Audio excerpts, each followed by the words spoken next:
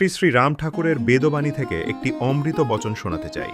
ঠাকুর বলছেন, বিশ্বাস ও ভক্তিই মূল, তর্কে ঈশ্বর পাওয়া যায় না। এই বাণীর অন্তর্নিহিত অর্থ জানার আগে অনুরোধ, ভিডিওটি ভালো লাগলে লাইক, ফলো ও শেয়ার করে আমার পাশে থাকবেন। ঠাকুর এখানে বলতে চেয়েছেন যে পরমেশ্বর বা পরম সত্যকে জানার জন্য বুদ্ধির মারপ্যাচ বা যুক্তির লড়াই যথেষ্ট নয়। ঈশ্বর কোনো গাণিতিক সমীকরণ নন যে তাকে তর্কের মাধ্যমে প্রমাণ করা যাবে। তিনি অনুভবের বিষয়। আধ্যাত্মিক জগতের ভিত্তি হল বিশ্বাস। যুক্তি যেখানে গিয়ে থেমে যায়, বিশ্বাস সেখান থেকেই পথ চলা শুরু করে। তর্ক মানুষের অহংকে বাড়িয়ে দেয়। বুদ্ধি দিয়ে আমরা জাগতিক বস্তু বিশ্লেষণ করতে পারি, কিন্তু যা অসীম ও ইন্দ্রিয়তীত তাকে সীমাবদ্ধ বুদ্ধি বা তর্ক দিয়ে ধরা যায় না।